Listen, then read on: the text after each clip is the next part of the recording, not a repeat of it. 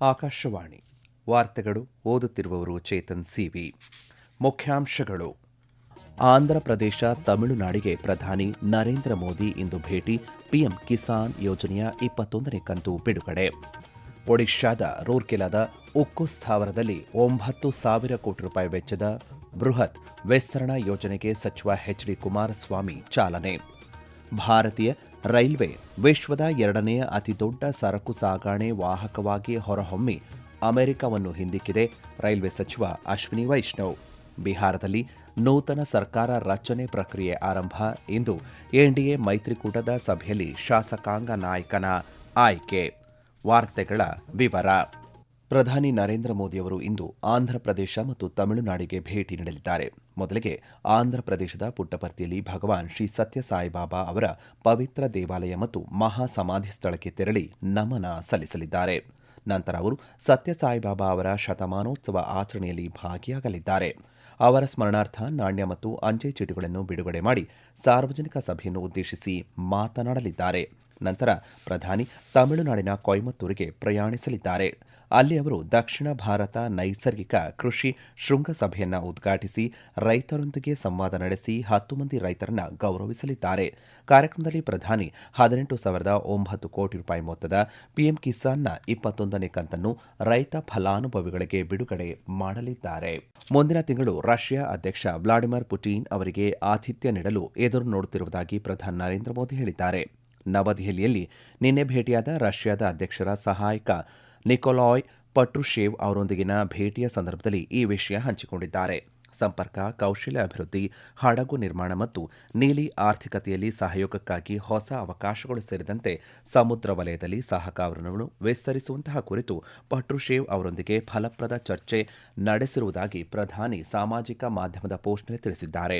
ಪ್ರಧಾನಮಂತ್ರಿ ಕಚೇರಿಯ ಪ್ರಕಾರ ಪ್ರಧಾನಿ ಮೋದಿ ಅವರು ಅಧ್ಯಕ್ಷ ಪುಟಿನ್ ಅವರಿಗೆ ತಮ್ಮ ಆತ್ಮೀಯ ಶುಭಾಶಯಗಳನ್ನು ತಿಳಿಸಿದರು ಮತ್ತು ಮುಂದಿನ ತಿಂಗಳು ಅವರನ್ನು ಭಾರತಕ್ಕೆ ಸ್ವಾಗತಿಸಲು ಎದುರು ನೋಡುತ್ತಿರುವುದಾಗಿ ಪುನರುಚ್ಚರಿಸಿದ್ದಾರೆ.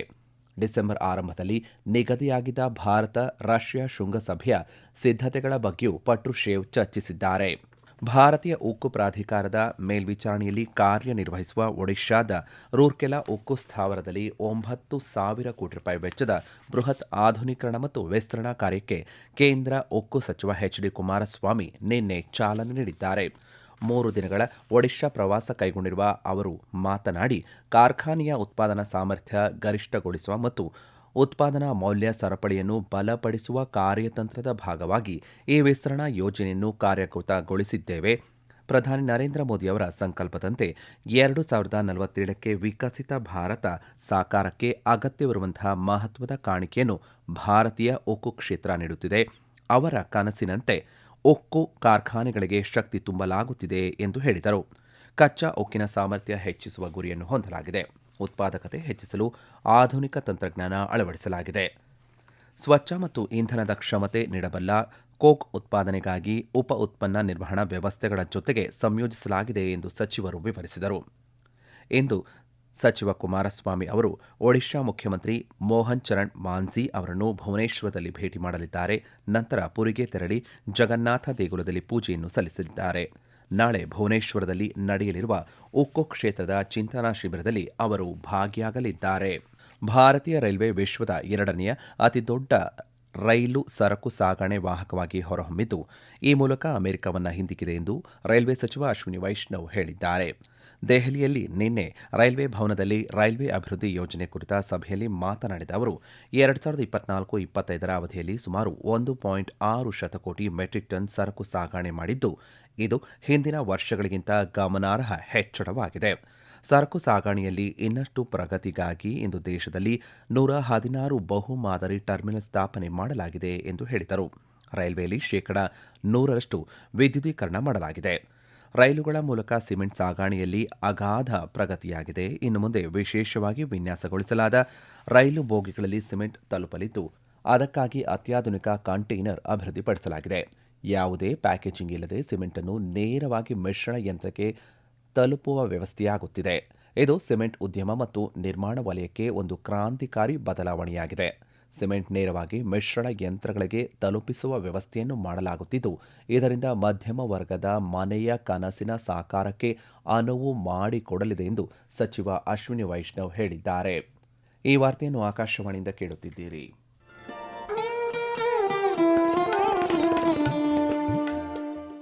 ಆಕಾಶವಾಣಿ ಸುದ್ದಿ ವಿಭಾಗದಿಂದ ಪ್ರದೇಶ ಸಮಾಚಾರವನ್ನು ಪ್ರತಿದಿನ ಬೆಳಿಗ್ಗೆ 7:05, ಮಧ್ಯಾಹ್ನ 12 ಮತ್ತು 2:30 ಹಾಗೂ ಸಂಜೆ 6:40ಕ್ಕೆ.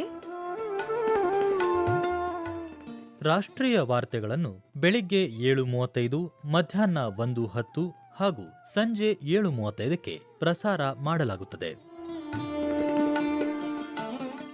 ಈ ಎಲ್ಲಾ ವಾರ್ತೆಗಳನ್ನು ನಮ್ಮ ಯೂಟ್ಯೂಬ್ ಖಾತೆ ಆಕಾಶವಾಣಿ ನ್ಯೂಸ್ ಕನ್ನಡ, ಫೇಸ್ಬುಕ್ ಖಾತೆ ಆಕಾಶವಾಣಿ ವಾರ್ತೆ ಕನ್ನಡ ಇದರಲ್ಲಿ ಆಲಿಸಬಹುದು.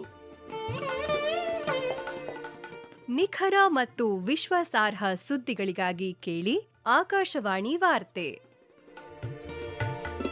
ಬಿಹಾರದಲ್ಲಿ ನೂತನ ಸರ್ಕಾರ ರಚನೆ ಪ್ರಕ್ರಿಯೆ ಆರಂಭವಾಗಿದೆ. ಎನ್ಡಿಎ ಮೈತ್ರಿಕೂಟಕ್ಕೆ ಹೊಸದಾಗಿ ಆಯ್ಕೆಯಾದ ಶಾಸಕರು ಇಂದು ಪಾಟ್ನಾದಲ್ಲಿ ಸಭೆ ಸೇರಿ ತಮ್ಮ ನಾಯಕನನ್ನು ಆಯ್ಕೆ ಮಾಡಲಿದ್ದಾರೆ. 5 ಎನ್ಡಿಎ ಪಕ್ಷಗಳಾದಂತಹ ಬಿಜೆಪಿ, ಸಂಯುಕ್ತ ಜನತಾದಳ, ಲೋಕ ಜನಶಕ್ತಿ ಪಕ್ಷ, ಹಿಂದೂಸ್ತಾನಿ ಆವಾಜ್ ಮೋರ್ಚಾ ಮತ್ತು ರಾಷ್ಟ್ರೀಯ ಲೋಕ ಮೋರ್ಚಾಗಳಿಂದ ಹೊಸದಾಗಿ ಆಯ್ಕೆಯಾದ ಎಲ್ಲ 202 ಶಾಸಕರು ಸಭೆಯಲ್ಲಿ ಭಾಗಿಯಾಗಿ ಮೈತ್ರಿಕೂಟದ ನಾಯಕರನ್ನು ಆಯ್ಕೆ ಮಾಡಲಿದ್ದಾರೆ.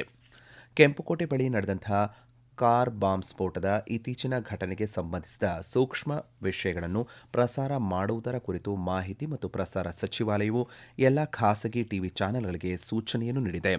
ಕಾರ್ ಬಾಂಬ್ ಸ್ಫೋಟದ ಪ್ರಕರಣದಲ್ಲಿ ಭಾಗಿಯಾಗಿರುವ ಆರೋಪಿಗಳಿಗೆ ಸಂಬಂಧಪಟ್ಟಂತಹ ವಿಷಯಗಳನ್ನು ಕೆಲವು ಸುದ್ದಿ ಚಾನೆಲ್ಗಳು ಪ್ರಸಾರ ಮಾಡುತ್ತಿರುವುದು ಗಮನಕ್ಕೆ ಬಂದಿದೆ ಎಂದು ಸಚಿವಾಲಯ ತಿಳಿಸಿದೆ.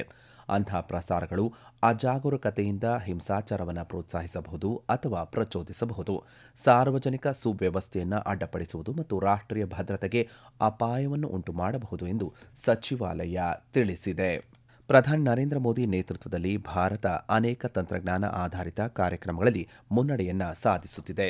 ಇದು ಹಲವು ಇಲಾಖೆಗಳಲ್ಲಿ ಬಹುದೊಡ್ಡ ಬದಲಾವಣೆಗಳನ್ನು ತರುತ್ತಿದೆ ಎಂದು ಕೇಂದ್ರ ಗ್ರಾಹಕ ವ್ಯವಹಾರ ಹಾಗೂ ಆಹಾರ ಮತ್ತು ಸಾರ್ವಜನಿಕ ವಿತರಣೆ ಸಚಿವ ಪ್ರಹ್ಲಾದ್ ಜೋಶಿ ಹೇಳಿದ್ದಾರೆ. ದೆಹಲಿಯಲ್ಲಿ ಕೇಂದ್ರ ಗೋದಾಮು ನಿಗಮದ ಡಿಜಿಟಲ್ ವ್ಯವಸ್ಥೆ ಉದ್ಘಾಟಿಸಿ ಮಾತನಾಡಿದ ಅವರು, ಸಾಗಣೆ ವೆಚ್ಚ ಕಡಿತ ಯೋಜನೆಯಲ್ಲಿ ಸಿಡಬ್ಲ್ಯೂಸಿ ಪ್ರಮುಖ ಪಾತ್ರ ವಹಿಸುತ್ತಿದೆ. ಗೋದಾಮು ಮತ್ತು ಸಾಗಣೆ ವಲಯವನ್ನು ದೇಶದ ಆರ್ಥಿಕ ಬೆಳವಣಿಗೆಯ ಪ್ರಮುಖ ಚಾಲಕ ಎಂದೇ ಪರಿಗಣಿಸಲಾಗಿದೆ. ತಂತ್ರಜ್ಞಾನ ವೇಗ ಪಡೆದುಕೊಳ್ಳುತ್ತಿರುವ ಈ ಹೊತ್ತಿನಲ್ಲಿ ಕೇಂದ್ರ ಗೋದಾಮು ನಿಗಮ ಉತ್ತಮ ಸಾಧನೆ ಮಾಡಲು ಸಾಧ್ಯವಾಗಿದೆ ಎಂದು ಹೇಳಿದ್ದಾರೆ. ಆಧುನಿಕ ತಂತ್ರಜ್ಞಾನ ಆಧಾರಿತ ಗೋದಾಮು ನಿರ್ಮಾಣ ತಂತ್ರಜ್ಞಾನ ವಲಯದಲ್ಲಿ ಕ್ರಾಂತಿಯನ್ನು ಉಂಟುಮಾಡಿದೆ. ಭಾರತದ ಗೋದಾಮು ಮಾರುಕಟ್ಟೆ 2027ರ ವೇಳೆಗೆ ಗಮನಾರ್ಹವಾಗಿ ಪ್ರಗತಿಯಾಗಲಿದೆ. ಸಾಗಣೆ ನೀತಿ ಮತ್ತು ಪಿಎಂ ಗತಿಶಕ್ತಿ ಕಾರ್ಯಕ್ರಮ ಆರಂಭಿಸುವ ಮೂಲಕ ಕೇಂದ್ರ ಸರ್ಕಾರ ಸಾಗಣೆ ವೆಚ್ಚವನ್ನು ಕಡಿಮೆ ಮಾಡುತ್ತಿದೆ ಎಂದು ಸಚಿವ ಪ್ರಹ್ಲಾದ್ ಜೋಶಿ ಹೇಳಿದ್ದಾರೆ. ಭಯೋತ್ಪಾದನೆ ಕುರಿತು ಭಾರತ ಶೂನ್ಯ ಸಹಿಷ್ಣುತೆ ಹೊಂದಿದೆ. ಯಾವುದೇ ಕಾರಣಕ್ಕೂ ಭಯೋತ್ಪಾದಕರು ಹಾಗೂ ಅವರನ್ನು ಪೋಷಿಸುವವರನ್ನು ಕ್ಷಮಿಸಲು ಸಾಧ್ಯವೇ ಇಲ್ಲ ಎಂದು ವಿದೇಶಾಂಗ ಸಚಿವ ಡಾ ಎಸ್ ಜೈಶಂಕರ್ ಹೇಳಿದ್ದಾರೆ. 3 ದಿನಗಳ ರಷ್ಯಾ ಭೇಟಿಯಲ್ಲಿರುವಂತಹ ಸಚಿವರು ಮಾಸ್ಕೋದಲ್ಲಿ ಎಸ್ಸಿಒ ಮುಖ್ಯಸ್ಥರ ಪರಿಷತ್ತಿನ ಸಭೆಯಲ್ಲಿ ಮಾತನಾಡಿದರು. ಭಯೋತ್ಪಾದನೆಯ ಎಲ್ಲ ರೂಪಗಳು ಮತ್ತು ಅಭಿವ್ಯಕ್ತಿಗಳ ಬಗ್ಗೆ ಜಗತ್ತು ಶೂನ್ಯ ಸಹಿಷ್ಣುತೆಯನ್ನು ಪ್ರದರ್ಶಿಸುವುದು ಅಗತ್ಯವಾಗಿದೆ. ಯಾವುದೇ ಸಮರ್ಥನೆ ಸರಿಯಲ್ಲ. ಭಾರತ ಪ್ರದರ್ಶಿಸಿದಂತೆ ಭಯೋತ್ಪಾದನೆಯ ವಿರುದ್ಧ ನಮ್ಮ ಜನರನ್ನು ರಕ್ಷಿಸುವ ಹಕ್ಕು ನಮಗಿದೆ ಎಂದು ಹೇಳಿದ್ದಾರೆ.